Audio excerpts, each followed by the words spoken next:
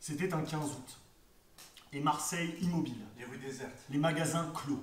Sur les hauteurs de la Bonne Mère, ni cloche, ni procession. Les Alliés avaient débarqué sur la côte des Maures. Une puissante armée. Il ne faisait ni nuit ni jour, à l'heure où les hommes avaient touché terre. Les uns à Cavalère, Les autres à Sainte-Maxime. d'autres encore à Beauvallon. De formidables grondements ébranlaient le ciel, et quelques heures suffirent à transformer la plage en un immense bivouac. De loin, c'était sans couleur, avec par moments un reflet vif et argenté. On aurait dit un banc de poissons. Et celui-là, au pied des vignes. Et passaient d'étranges véhicules. Ils allaient avec une aisance féerique de la côte au navire mouillé dans la baie. Puis ils revenaient lourdement chargés. C'était incongru et follement excitant, cette caravane flottante. Les autos allaient sur l'eau. Elles naviguaient vraiment. Quant aux embarcations, il leur poussait des roues. Mais on n'approfondissait pas. Parmi les soldats qui débarquèrent, les uns avaient une démarche glissante, un casque profond et rond. Il y en avait aussi qui ne cessaient de mastiquer. C'étaient les Américains. Seuls les Noirs chantaient, mais ni voix. Il y en eut enfin qui marchaient la jambe plus tendue que les autres, le cou plus raide. Ceux-là se penchèrent, prirent dans leurs mains quelques grains de sable et les portèrent à leurs lèvres. C'était à cela que l'on reconnaissait les Français. Et puis à ce que la tambouille Pour eux, c'était sacré. Les Les Anglais, eux, c'était le thé. Une puissante armée.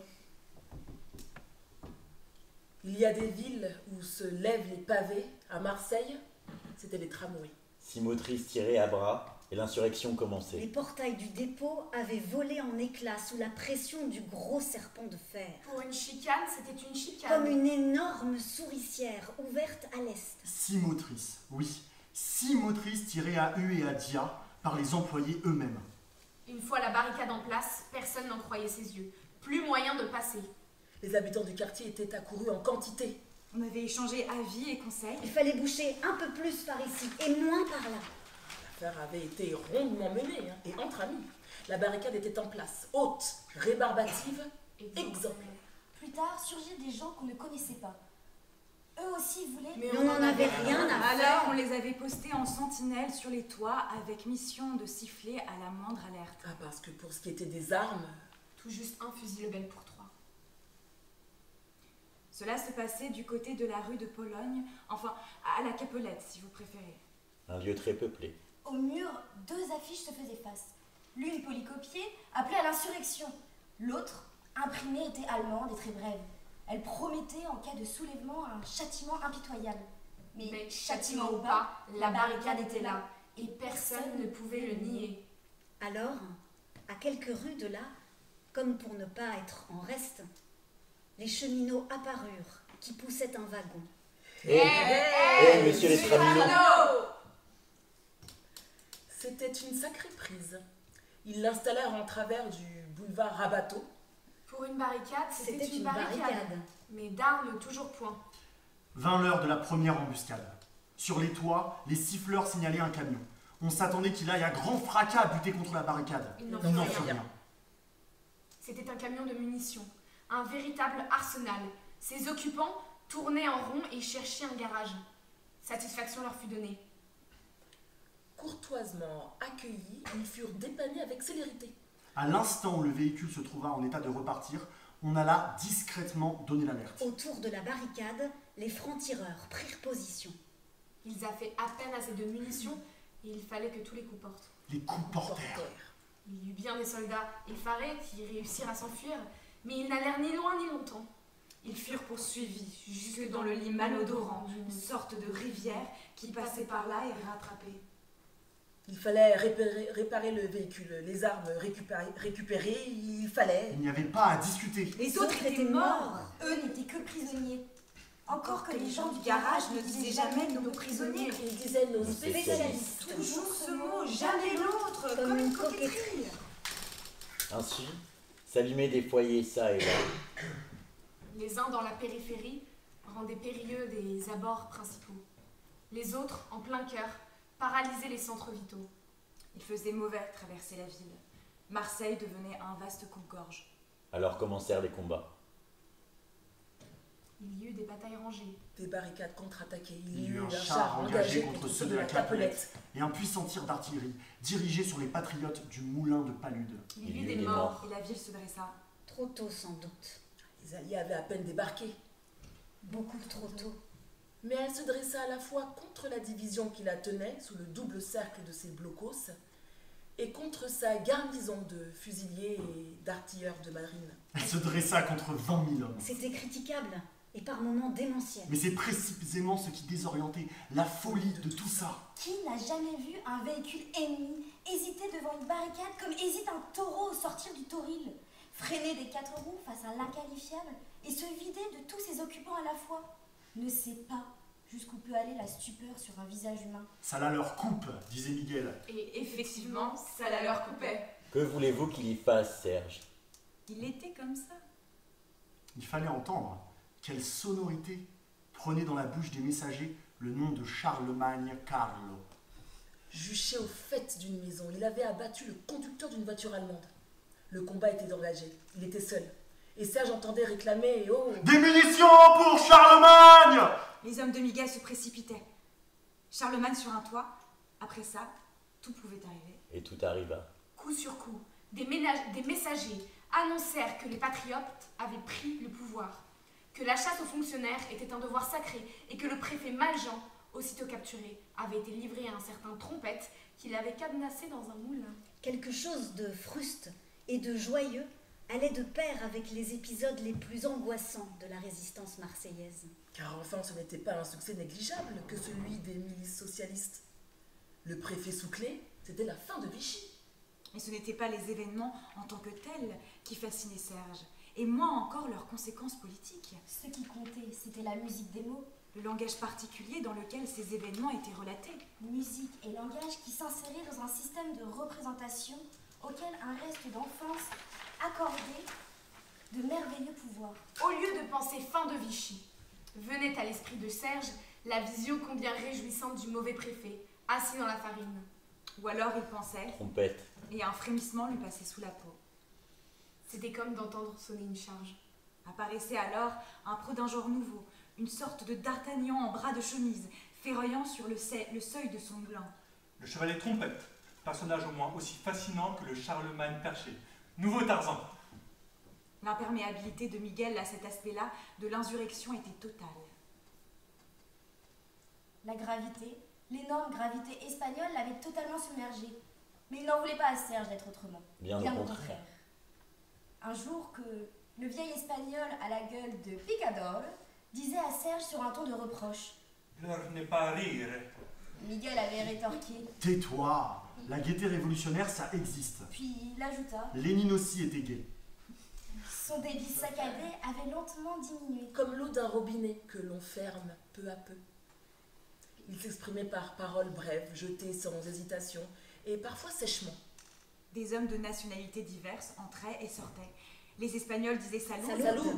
Certains ajoutaient Salut, camarade. D'autres ne disaient rien. Miguel les faisait tranquillement fouiller lorsqu'ils ne les connaissaient pas. Après quoi, il leur donnait la parole. Et que ne faisait-il pas tranquillement? Que des hommes du Schutzkorps aient été capturés et parmi eux un môme de 15 ans et les 2 mots « à liquider » avaient froidement fusé sans que Miguel ait eu à desserrer les lèvres. Sa grosse moustache brune prenait toute la place sur son visage. Elle n'avait plus l'air poussé par erreur. C'était la moustache d'un homme mûr sur un visage où l'enfance s'était évanouie. Parfois, très rarement, lui échappait un geste du passé que Serge reconnaissait aussitôt. Ainsi le geste d'ôter ses lunettes et d'en essuyer vivement les verres afin de se donner un temps de réflexion. Alors Serge sentait que montait en lui comme un brouillard le souvenir de la route d'Adrienne. Cela n'allait guère plus loin, mais c'était juste assez qu'en cet instant, Adrienne réapparut toute. Et ce rien était comme l'imperceptible fissure qui, brusquement, Expédie un navire par le fond. C'était hier, se dit-il. Il revit Adrienne dressée au seuil des bois. Voilà, se dit-il, c'est vécu. Je ne peux plus lui crier. Je vois tes raisons, Adrienne, je les vois enfin. L'essentiel est de vivre. Une bouffée de vent apportait une odeur de jardin, de plantes arrosées. Elle flotta un instant et aussitôt se perdit dans l'air embrasé. Le canon grondait toujours, et la voix saccadée du carillon continuait d'annoncer ce qui semblait l'heure de l'école, plutôt que celle de la guerre. Le bruit, les odeurs, ces cloches comme les voix de la ville immense et d'Adrienne confondue, la banlieue aux maisons basses, si distinctes, si proches, dans la clarté du matin, tout se mêlait dans l'esprit de Serge pour former, en une fugace vision, ce qui lui parut être sans nul doute le passé. Au fond, se dit Serge, je n'ai vécu que ce rêve, comme une prison. Quel désert, quelle pauvre vie. Tout cela aura duré le temps d'une guerre. Est-ce la peine d'y penser? Il fixait le vide. Notre guerre, il en avait la gorge nouée. Tout s'achevait, se voilait, et puis le soleil était aveuglant. Un fracas venant de l'est arracha Serge à son hébétude. C'était le col de la Gineste attaqué. Cette fois, c'était eux. C'était, sur l'autre versant et encore invisible, la masse sombre des goumiers marocains accourant du fond de l'horizon. C'était eux dans leur furie noire, eux exaspérés par la soif, jetant les sacs, devançant les mitrailleurs. C'était une fois encore le corps à corps, le combat à la grenade, à la baïonnette. C'était le verrou de Carpiagne, défoncé, l'ennemi pris de flanc, culbuté, balayé du plateau. Mais on n'allait pas en rester là. Et c'était une hallucinante poursuite afin d'interdire à l'adversaire le repli sur Valbel. C'était les cris de ceux que l'on achevait à l'arme blanche, l'écho de ces cris épouvantés dans l'infinie blancheur des collines. C'était pour les uns la ruée vers le bain de précieuse et l'émeraude de l'eau reflétant le cercle des faces embroussaillées. C'était la lente progression des éléments de reconnaissance, comme une danse hésitante, une pavane incertaine qu'interrompait sèchement le tir des casemates indiscernables et le chancellement de ceux qui... L'adjudant Wolf sautant sur une mine. Le capitaine Huot tombant blessé au ventre. Le lieutenant Franconi, tué. C'était là-bas, en haut du col. La courbe crayeuse de la route soudaine, avalée par le flot fabuleux des assaillants. C'était la clameur des tabors, à qui la ville apparaissait enfin. Le cri hallucinant de ceux qui dévalaient des hauteurs et qui chargeaient. C'était cette charge torrentielle d'où surgissaient, comme un orage, les mots Allah, C'était le crescendo de cette Allah, hurlé, repris par les collines et répercuté à l'infini. L'interminable Allah des hommes bondissants, ces sons inconnus, cette chevauchée jamais imaginée qui projetait Serge dans un temps nouveau et lui arrachait des lèvres quelque chose comme un bégaiement. Vraiment? Vraiment? Il haletait. Son regard parvenait avec difficulté à assumer le prodige. C'était eux. Rejoindre, courir. Il se levait quand tout fut balayé. une brûlure. La question, J'ai mal, mais où? L'impossibilité d'y répondre.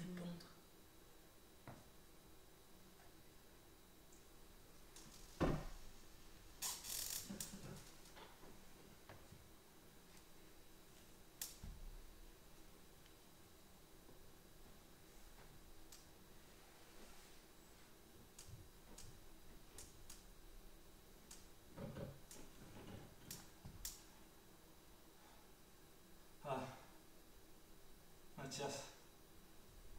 Mathias, mon frère. J'aurais voulu parler à Mathias.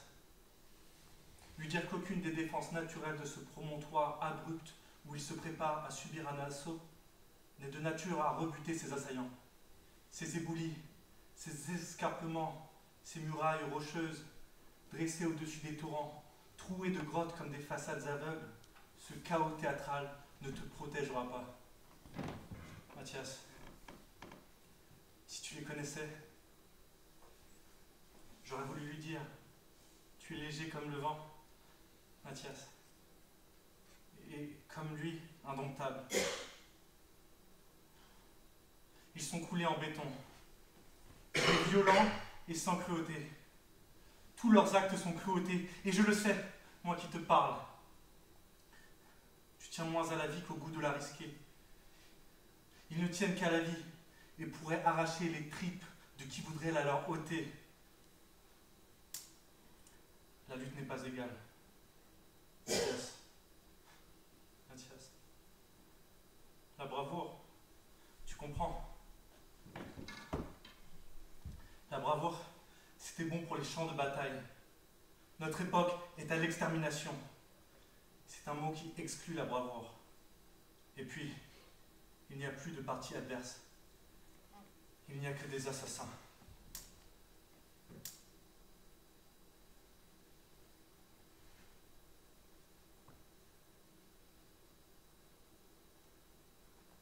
Voici des mots, Mathias, qui te sont dédiés.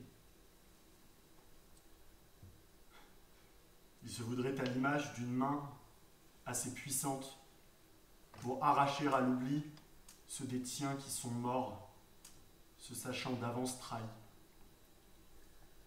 Tous ceux dont la gloire ne vit aujourd'hui que sur des pierres perdues dans les forêts. Des plaques enfouies sous les ronces, menacées par la mousse et l'eau des torrents, d'étranges stèles, alignées comme des idoles, et ne jetant le deuil sur les bêtes et les bois.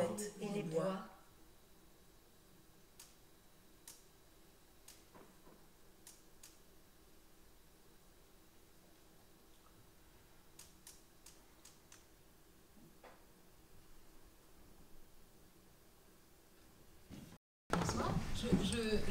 D'abord, je voulais remercier et féliciter les comédiens, lecteurs d'Edmond Charleroux ce soir, parce que j'étais vraiment transportée de vous écouter. Parfois, il y a un humour un peu à la Elsa Triolet, qui n'est pas des grosses blagues, mais qui est quand même assez incisif. Il faut réussir à le faire entendre. Ou alors des longues phrases. Enfin, je vous ai fait le cadeau empoisonné de larguer la très très longue phrase sur le port de Marseille, qui est, je trouve, la plus belle du livre, qui est une page absolument immense sur la destruction du port de Marseille. Donc bravo, parce que c'était vraiment... en tout cas, moi, ayant lu le livre, j'étais ravie de l'entendre en stéréo. Et justement, il y a quelque chose de très polyphonique chez Edmond Charleroux, et particulièrement dans Elle Adrienne, parce qu'il y a vraiment de très grands passages d'histoire collective, ce qui la rapproche un peu je dirais, de l'Aragon des communistes, dans son récit sur 1600 pages de la drôle de guerre, où justement on lit pendant des pages et des pages, même des dizaines de pages, on lit des histoires où tout d'un coup il n'y a pas le personnage romanesque avec son histoire particulière, mais tout s'entremêle, et en fait les personnages sont les résistants marseillais, sont les cheminots, les traminots, et en fait c'est presque les passages les plus romanesques où on est le plus saisi, où justement il y a cette dimension collective qui est très forte.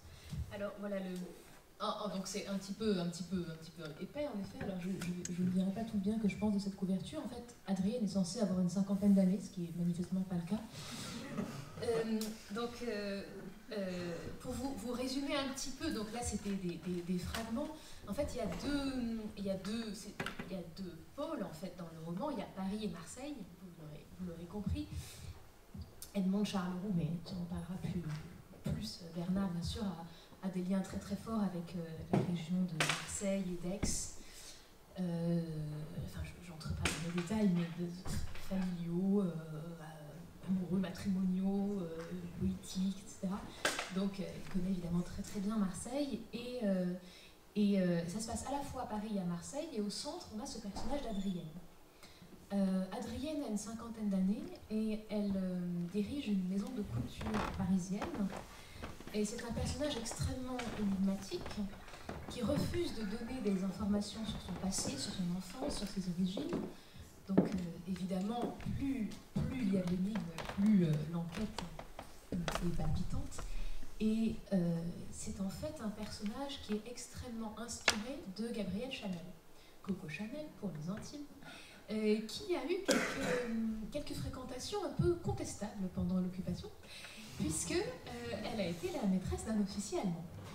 Donc vous aurez reconnu ce cher Ulrich, et en fait, ça c'est le premier pôle, celui de Paris, avec justement on est plus du côté de la collaboration, mais on sent qu'il y a aussi des réseaux de résistance. À un moment, Serge, qui est donc résistant, doit monter à Paris pour référer aux têtes de réseau des problèmes qu'il y a à Marseille pour apprendre ce qui va se passer. Il apprend qu'en fait, les occupants, au moment de l'invasion de la zone libre, envisagent la déportation en fait, de l'intégralité de la ville de Marseille.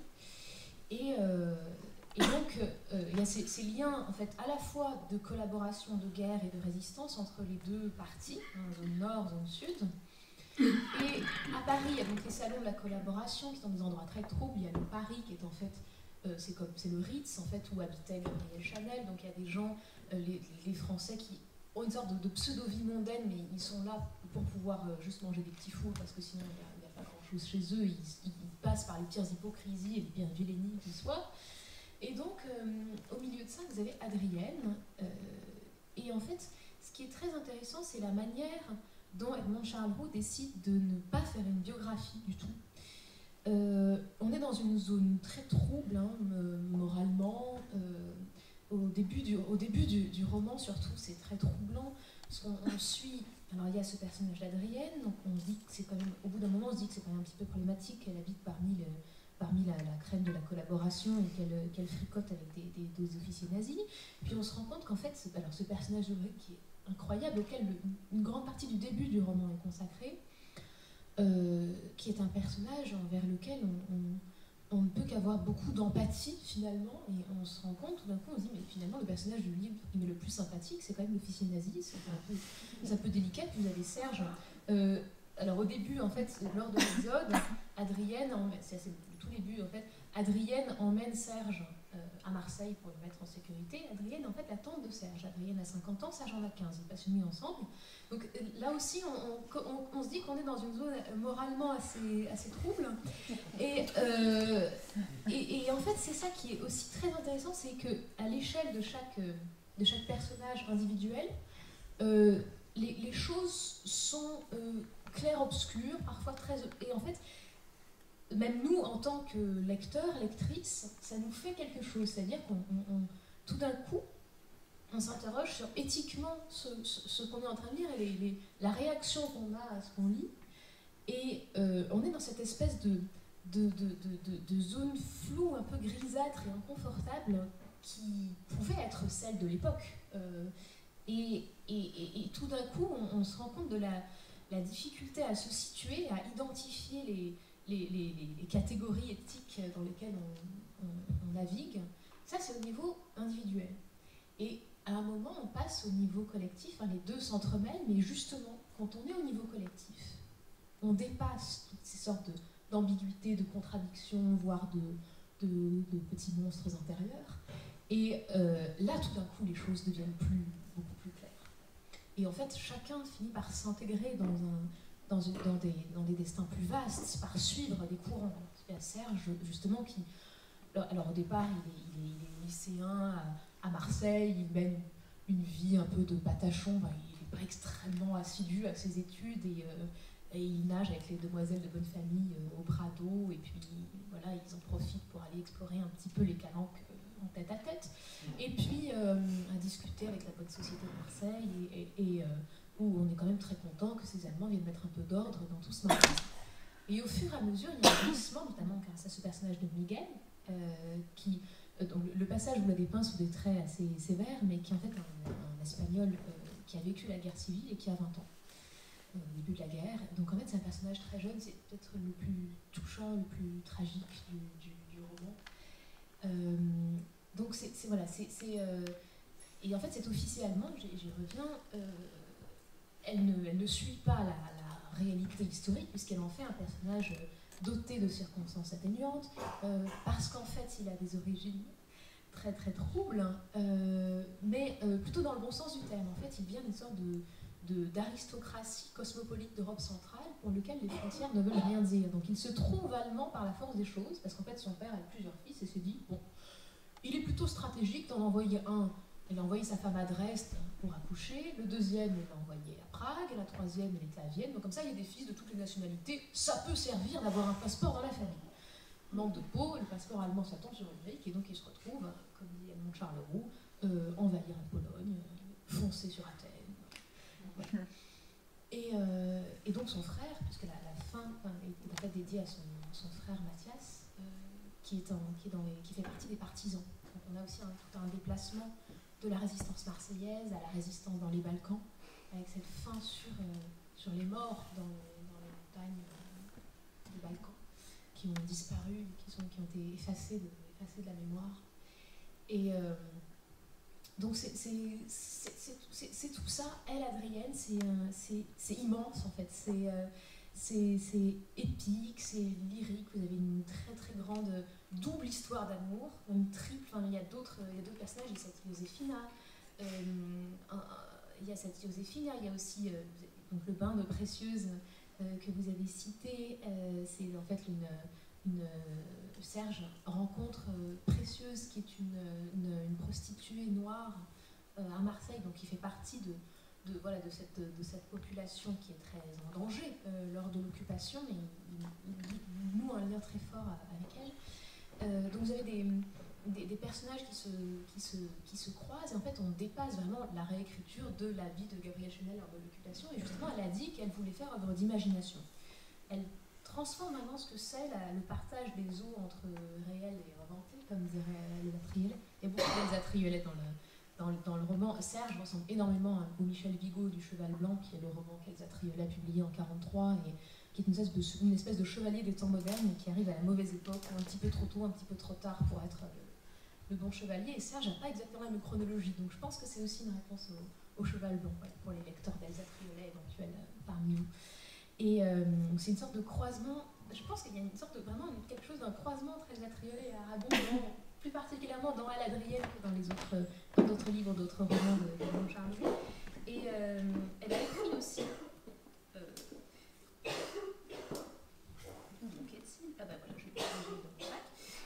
L'Irrégulière, qui est donc une biographie de Gabrielle Chanel, qui doit faire à peu près la même épaisseur. Et donc Charles Leroux aime bien les deux. Elle a l'habitude du format magazine. Elle a été directrice de Vogue, enfin rédactrice en chef de Vogue pendant 16 ans, si je ne m'abuse. Donc, en écrivant, elle s'est pris un peu plus de densité. On n'est plus avec des articles. Et donc, elle a écrit une biographie de Gabrielle Chanel. Parce que justement, elle voulait dire, voilà, ça c'est du côté de la biographie. Et moi, en tant qu'écrivaine de romans, je fais tout autre chose. Bon, alors, ce qui est très drôle, c'est qu'elle fait ça aussi pour Isabelle Ebarard, l'aventurière, dont elle a écrit 2 tomes de biographie. Elle fait ça aussi pour Don Juan d'Autriche, le bâtard de Charles Quint, le grand-père de la bataille de Lépante. Elle est formidable d'ailleurs. Et en fait, même dans ses biographies, elle écrit de manière très très très romanesque. Donc, voilà, elle joue vraiment sur les deux tableaux à chaque fois. Et l'histoire est vraiment un matériau romanesque chez elle. Et c'est ça qui est très beau, qui est très puissant. Et il y a des liens subtils vraiment entre la biographie de Gabrielle Chanel et cette sorte de biographie où elle prend les faits, le contour des faits, et elle les remplit avec ce qu'elle veut. Par exemple, il y a ce lieu de Royal-Lieu, donc on enquête beaucoup sur la vie de cette Adrienne. En fait, il y a des liens assez subtils. Elle tourne autour de cet endroit, Royal-Lieu, dans la banlieue parisienne. Et en fait, elle raconte que c'est un château, elle a eu un Allemand là-bas, c'est très marquant, elle y retourne avec une amie, etc. Puis on apprend qu'il va y avoir la déportation, parce qu'en fait, le camp de Royal-Lieu, c'est un camp de transit pour les camps de concentration ou d'extermination. Et il est question de déporter la population marseillaise à Royal-Lieu. En fait, tout se croise à cet endroit. Et en fait, si on lit la biographie de Gabrielle Chanel, écrite, qui s'appelle L'Irrégulière, donc à la fois l'amante, la maîtresse, celle qui n'est pas dans les normes, dans les cadres.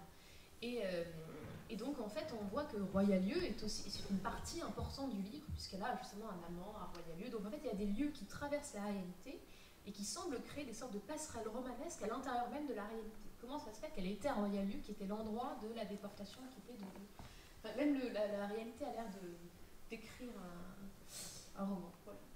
Et donc, bon, il y a aussi plein d'autres passerelles à explorer, mais je m'en tiens là pour écouter ce que Bernard va nous dire à propos d'Edmond Charles-Roux, mais voilà, il ne faut pas me donner un micro, sinon... Voilà, Bernard, peut-être passer à Edmond Charles-Roux, là, tu l'as connu, toi, de nous trois, c'est toi seul qui l'as connu. Moi, je l'aimais beaucoup. parce qu'elle était effectivement la présidente de l'association qui s'occupe de la maison Elsa Triolet à Aragon, à Saint-Arnoux, en Yvelines. Si vous ne connaissez pas, il faut y aller, c'est ouvert au public. Et Guillaume sera heureux, qui est le directeur actuel, sera heureux de vous y accueillir. Moi, je l'aimais beaucoup parce qu'elle venait à Saint-Arnoux, peut-être 4-5 fois dans la saison, au beau jour. Et je l'aimais beaucoup parce qu'elle disait, dans la voiture, je passais la prendre rue des Saints-Pères, et à Paris, et on allait jusqu'à Saint-Arnoux, ça faisait 1 heure de discussion, de confidence, toujours très très marrant. Et je l'aimais beaucoup parce qu'elle n'arrêtait pas de dire à ma femme, Bernard, il est épatant. Bon, non, mais plus sérieusement, évidemment,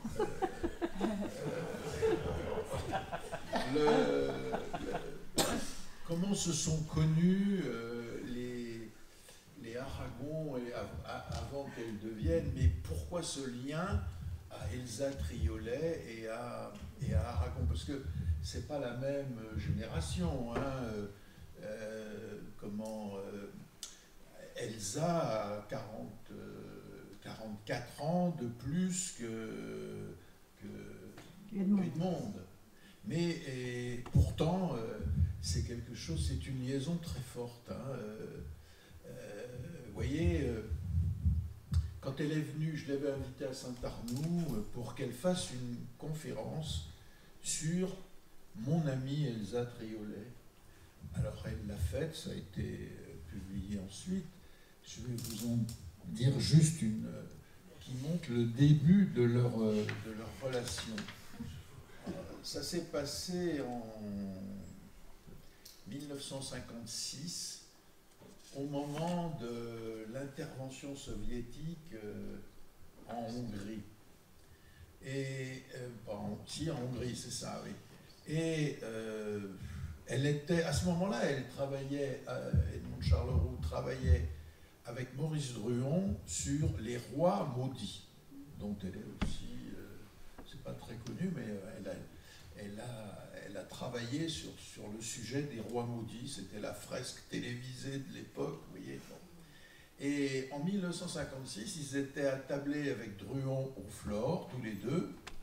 Et c'est Druon qui a l'idée de dire, oh là là, les Aragon doivent vivre un sale moment, en ce moment de l'intervention soviétique en Hongrie. Et c'est Edmond qui dit, mais si on allait les voir, elle ne les connaît pas. Lui, il les connaît, mais elle ne les connaît pas. Et donc, ils débarquent à Saint-Arnoux, où ils sont réfugiés, et voilà. Elsa, c'est un petit feu pour elle, c'est surtout Elsa qui passait pas pour aimer les femmes.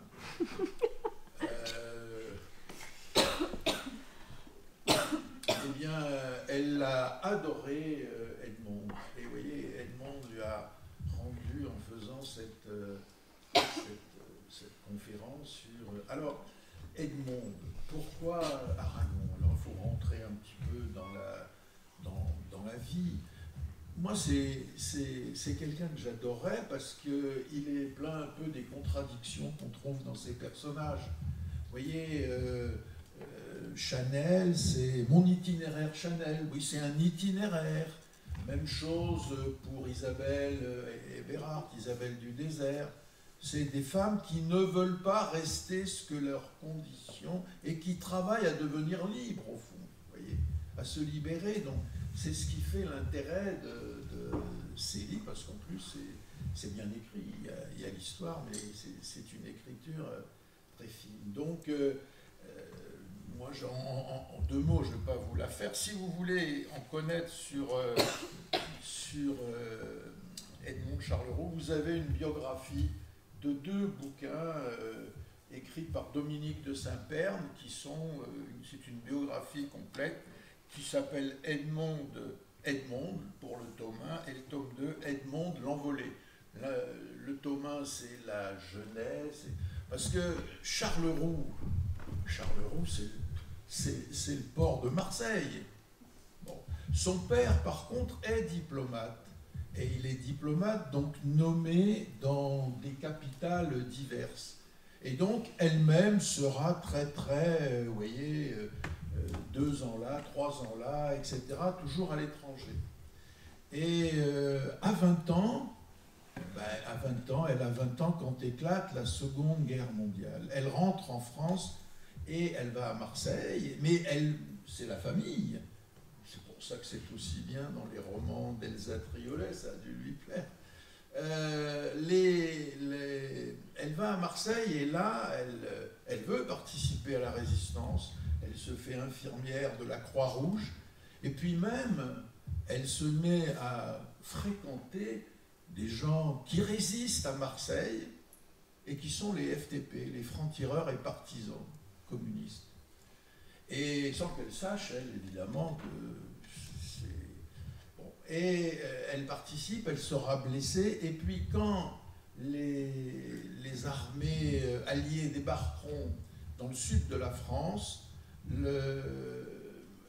elle partira avec eux pour... le général Leclerc cherchait une secrétaire, elle part avec eux, elle remonte jusqu'en Autriche où elle est à nouveau blessée.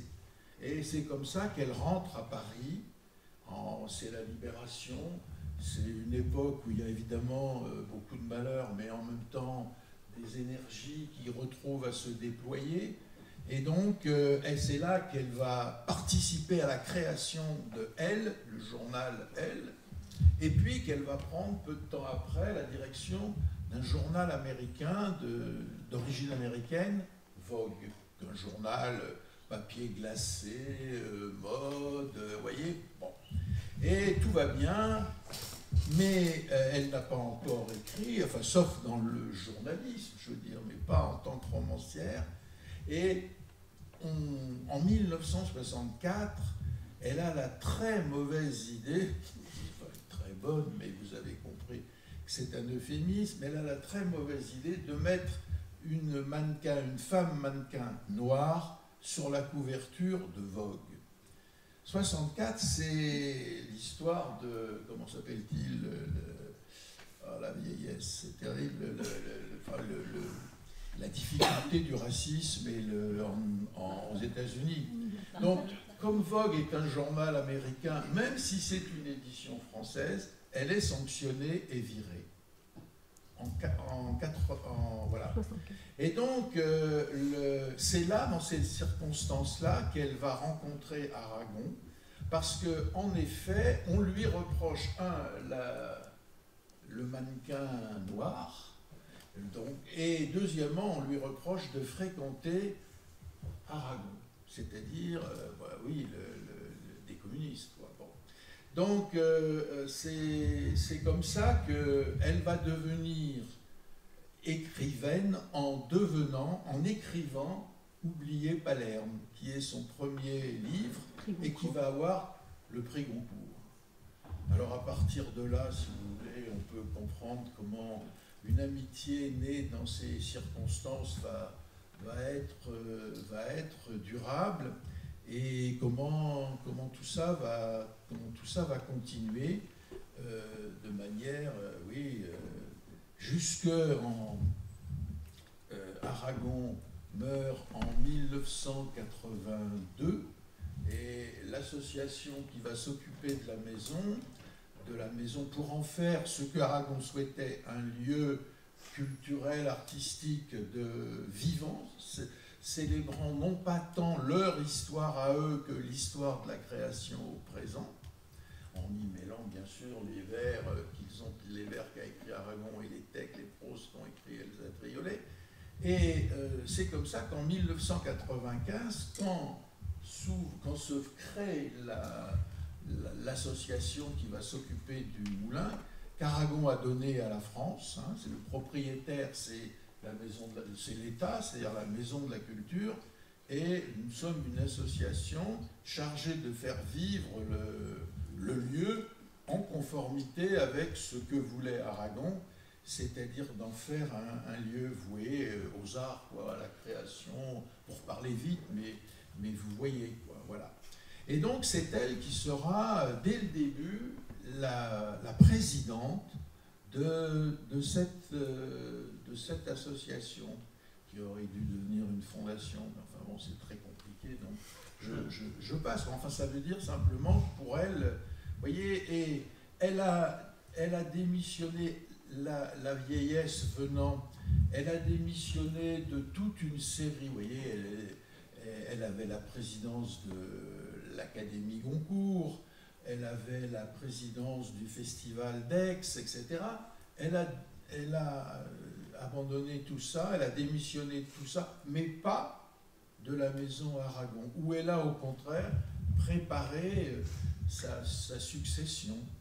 Mais vous voyez, je terminerai là, mais à la fin de sa vie, et elle est morte quand même à 95 ans, hein, vous voyez, bon.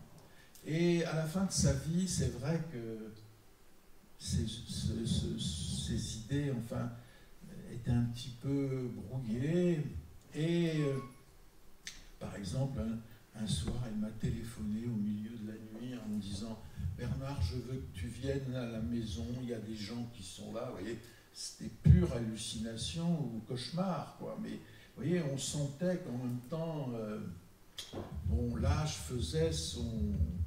Et puis alors, c'est dans ces conditions que elle m'appelle un jour et me dit « Bernard, je voudrais que tu m'aides à réaliser quelque chose. » Je dis « Edmond. » Et elle me dit « Voilà, je voudrais visiter la maison que Lénine a habitée lorsqu'il vivait à Paris. » Alors là, je me dis « Mais qu'est-ce qui se passe ?»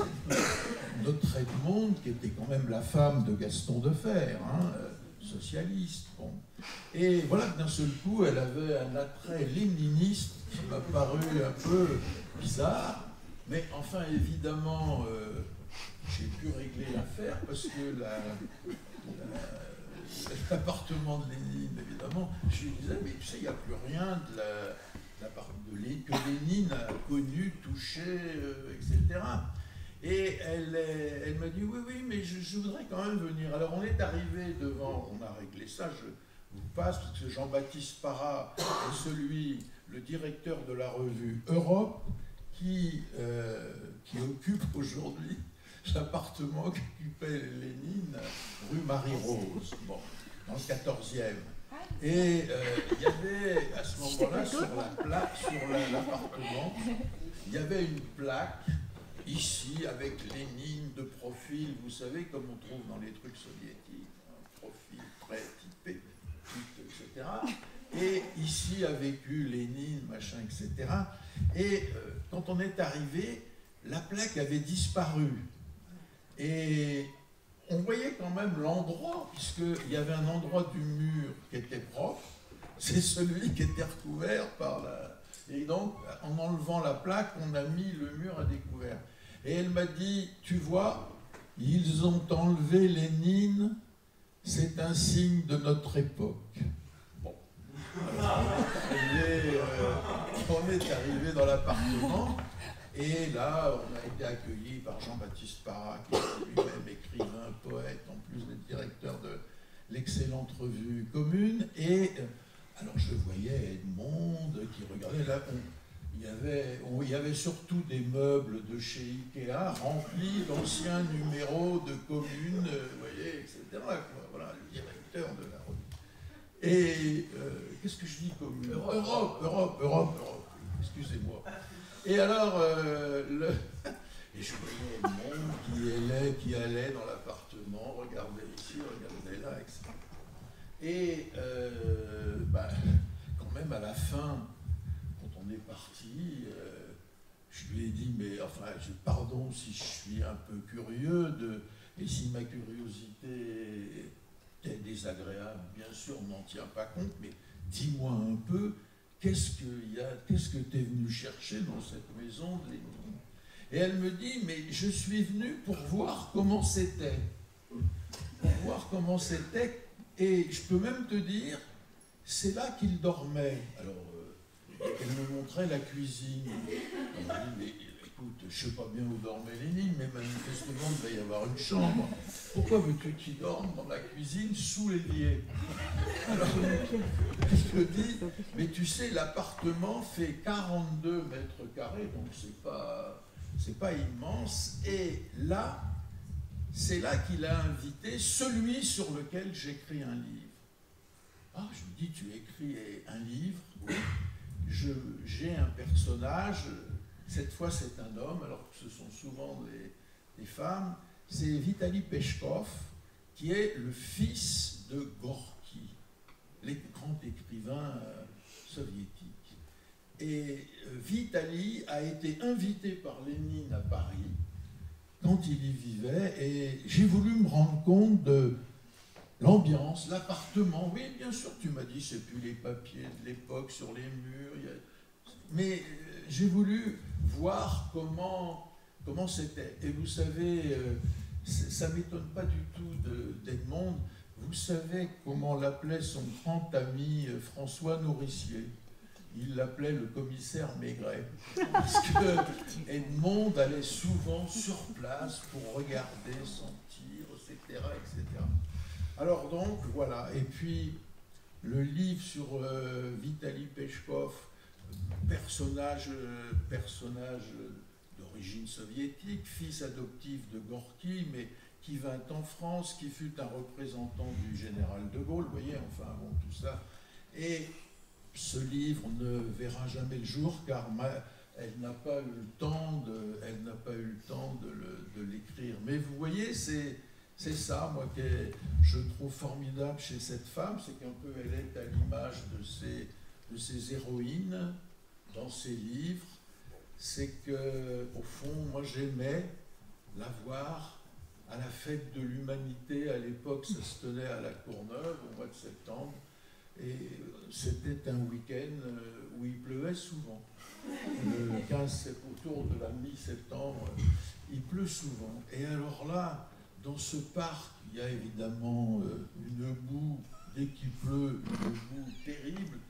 J'adorais voir Edmond arriver avec son manteau Yves Saint-Laurent scintillant et dire « Il y a de la boue aujourd'hui, il y a de la boue ». Voilà, c'était elle, ça. Vous voyez, la grande dame, la grande bourgeoise quand même, les Edmond Charlot, mais en même temps attachée à venir à la fête de l'humanité et marcher dans la boue. Et ça m'a rappelé des choses que tu dis et qu'on trouve dans ces livres, oui. Et en particulier, il se trouve que j'ai pu, avec ma femme, aller la voir dans un de ces derniers moments où elle était encore à Paris. Elle est morte à Marseille. Et là, elle n'avait plus... J'ai été frappé parce qu'elle n'avait pas de change. Vous voyez, l'armoire de la chambre était vide, alors elle est habillée avec un truc d'hôpital, parce qu'elle est tombée, elle s'est cassé le col du fémur. Et donc, il fallait rééduquer tout ça. Et elle n'avait rien, absolument rien, si ce n'est 2 livres de la Pléiade, c'est-à-dire les 2 tomes de la Pléiade consacrés à l'œuvre romanesque d'Aragon, et dans lequel il y a le roman Les communistes, puisque Gallimard, au départ, quand il a publié l'œuvre d'Aragon, ne tenait pas trop à publier dans ses œuvres romanesques le gros livre dont tu as parlé, et qui s'appelle Les communistes, et qui est consacré en effet à la drôle de guerre, les années, qui est un roman de guerre sur la guerre fascinant, une guerre qui n'a pas encore lieu, mais qui est déjà en cours, quoi, dans les têtes en tout cas. Et elle avait ces 2 Gallimard, oui, se disait, je ne veux pas publier ce livre parce qu'il ne se vendra pas, avec un titre pareil. Alors, finalement, on a un petit peu les amis aragoniens, la maison, tout ça, on a fait une petite pression. Finalement, le livre est publié, mais Gallimard a eu l'idée de le scinder en deux. Dans le tome 4 des œuvres complètes romanesques d'Aragon, vous avez Aurélien, ça c'est le must, et la première partie des communistes. Et puis, dans le tome 5, tome 4, je crois le tome 4, hein, oui c'est le tome 4, vous avez la fin des communistes et la Semaine Sainte, qui est un autre must de la production aragonienne. Vous voyez comme quoi la Pléiade a une postérité qui relève un peu de la comptabilité des ventes. Voilà. Bon, donc, elle avait, et une personne, un de ses amis m'a dit, tu sais, à la fin j'allais la voir, elle m'a appelé par tous les noms, mais il y a une chose qu'elle savait, c'est que jamais elle ne s'est trompée en me disant, je voudrais voir les communistes, le livre d'Aragon. Alors je me suis dit, ben, quand même, pour cette femme que j'ai beaucoup aimée, qui était très efficace, quand je téléphone moi, au ministère de la Culture, puisque le propriétaire de la maison Aragon, c'est le ministère de la Culture, quand je téléphonais, moi, on me filait la 3e sous-secrétaire, vous voyez. Alors que quand Edmond Charleroux téléphonait au ministère, on lui passait le ministre ou la ministre au téléphone.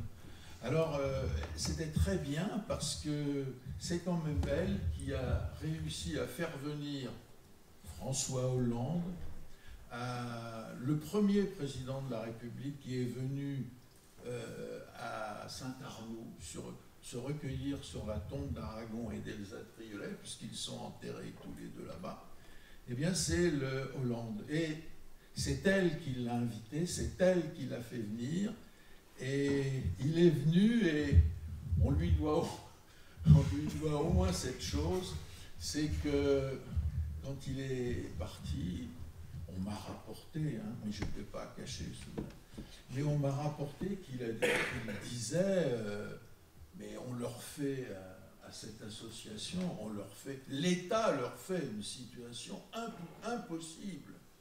Et le lendemain, tous les gens qui étaient des officiels de l'administration, parce qu'on me demandait un loyer, alors je disais c'est quand même un peu fort de payer un loyer, j'élève pas des poules à Saint-Arnoux, vous voyez, donc si je vendais des poules, vous pourriez dire, bah, vous faites du bruit, payez un loyer, mais là, je fais ce que vous n'avez pas, vous, à faire, c'est-à-dire on essaie de faire vivre le lieu, etc., dans des conditions difficiles. Et puis, donc, il fallait payer un loyer. Et deuxièmement, il y avait l'article 9 de la Convention reliant l'association à l'État. Et l'article 9 disait, si un jour le propriétaire, l'État, veut vendre le lieu, l'association aura 6 mois pour plier, pour faire ses bagages et sans rien dire, quitter les lieux. Alors, vous voyez, quand vous avez des conditions aussi draconiennes que ça, c'est épouvantable. Eh bien, celui qui a fait sauter en disant, en rentrant à l'Élysée, après avoir répondu à une invitation du Monde, c'est Hollande qui a dit à quelqu'un, je ne sais pas qui, mais enfin, on leur fait une situation impossible. Du coup, dès le lendemain, tous les gens qui nous annoncent ce que vous demandez, c'est impossible, on ne peut pas d'un seul coup, hop, c'était devenu possible. C'est le fait du prince. En l'occurrence, hein, la princesse. Ben voilà, c'est pour la princesse, j'en étais évidemment très content. Voilà, merci.